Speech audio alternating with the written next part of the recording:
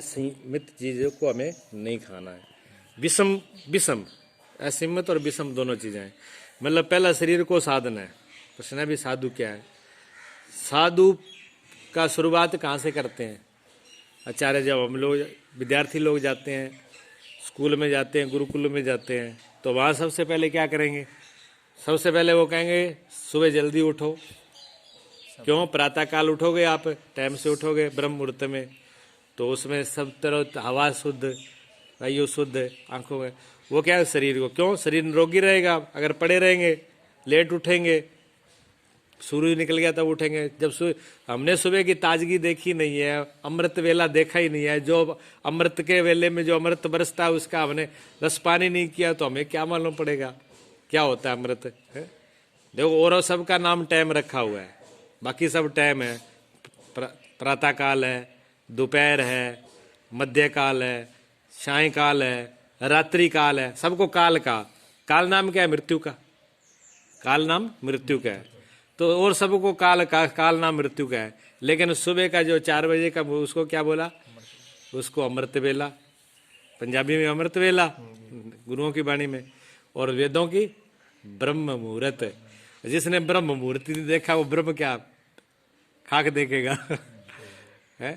तो ब्रह्म उठता है तो उसमें क्या, फिर उठ करके फ्रेश हो, जल पियो, फ्रेश हो, उसके बाद व्यायाम करो, आसन करो।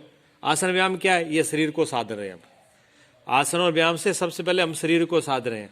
शरीर ज़्यादा फैला ना हो। शरीर फैल गया, ज़्यादा कमज़ोर हो गया, ज़्यादा मोटापा आ गया, शरीर में रोग लग गए। जब शरीर रोगी होगा तो क्या होगा? कुछ भी नहीं होने वाला। ना भजन होगा, ना सिमरण होगा, ना ध्यान होगा, ना सेवा होगी, ना चलेगा। फिर तो आज दूसरे के अधीन हो जाएंगे हम।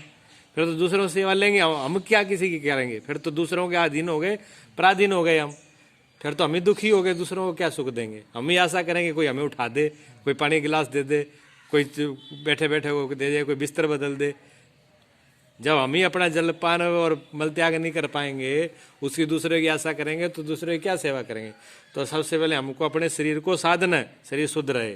पहलवान नहीं बनाना। साधु जो है अपने को पहलवान नहीं बनता कि मैं दंड बैठक लगा करके, दूध पी करके, घी खा करके और माल पानी खूब खा के दंड पहल करके और पहलवान। साधु पहलवानी नहीं करता है, लेकिन स्वस्थ रहता है। योगी स्वस्थ होता है।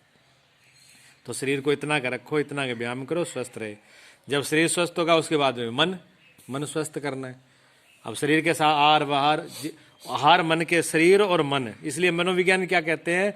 शरीर और मन जुड़ा हुआ है हमारा। शरीर और मन वैसे तो दो हैं शरीर, एक सूक्ष्म शरीर है, एक स्थूल शरीर है, लेकिन दोनों जुड़े हुए हैं। इसका नाम रख दिया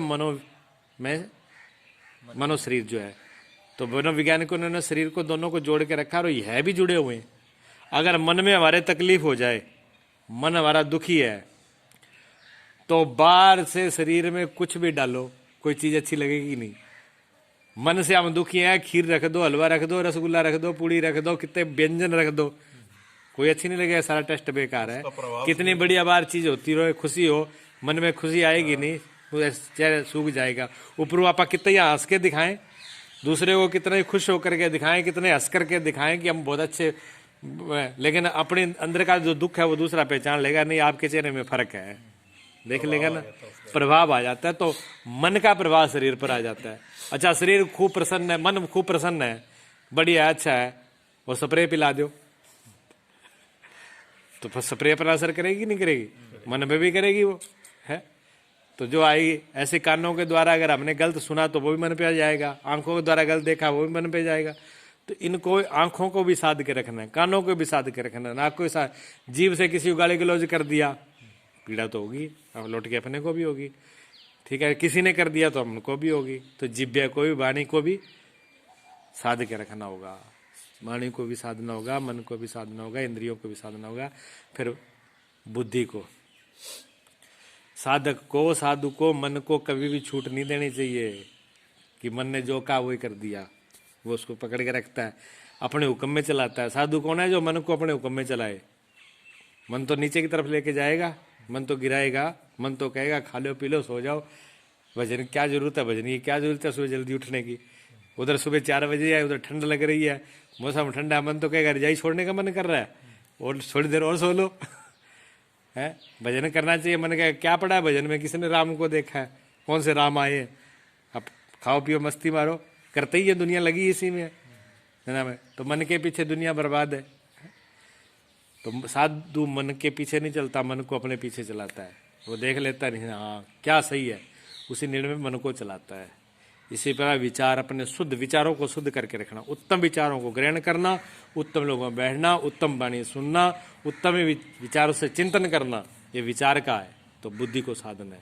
बुद्धि में अच्छे शास्त्रों की बात करनी है तो शास्त्र पढ़ना है, तो शास्त्र, महापुरुषों के पास, अच्छे लोगों के पास, सज्जनों के पास, गुरुओं के पास, संतों के पास, अपने से बड़े सूझबूझ वालों के पास जो व्यक्ति बैठता है उसके विचार उत्तम होते हैं, बढ़ते हैं। अगर नीच वालों के पास बैठ गए तो विचारों में, वो कहते हैं संगत का क्या कहते हैं, रंग नहीं बदलता तो क्या हो गया, बुद्धि बदल जाती है? तो रंग बदल जाता है। संग का प्रभाव ऐसा ही है। तो अच्छों के साथ अच्छा बढ़ता है। कहते रज चढ़े पवन प्रसंगा, गगन चढ़े रज, गगन चढ़े रज पवन प्रसंगा। जब पवन जो के साथ में, रज कहते हैं मिट्टी को, मिट्टी की धूल जब हवा के साथ मिल जाती है तो आकाश में चढ़ जाती है और गिरती है तो कहाँ, सिर पे, मस्तिष्क पर है। और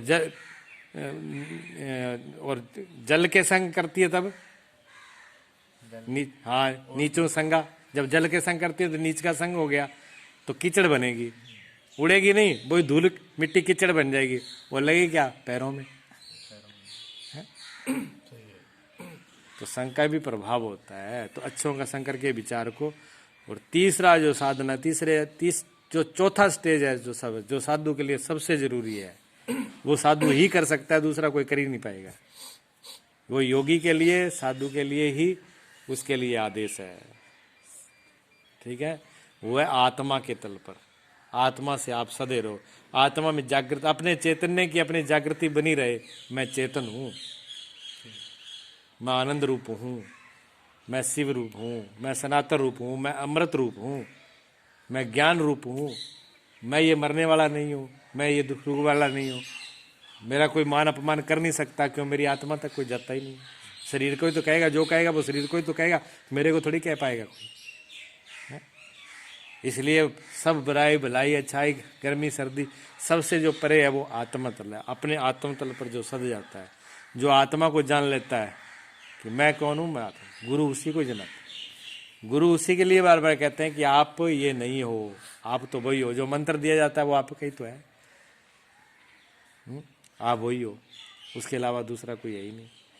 तो अपने आत्म तल पर अपने आप को जगा लेना, मैं ये हूँ, मैं मन नहीं हूँ, मैं शरीर नहीं हूँ, मैं बुद्धि नहीं हूँ, मैं ये, इनको साधने वाला मैं स्वयं हूँ। आप ही अगर नशे में चले गए तो दूसरे को, गाड़ी का ड्राइवर ही अगर पिए हुए है तो गाड़ी को कैसे साधेगा?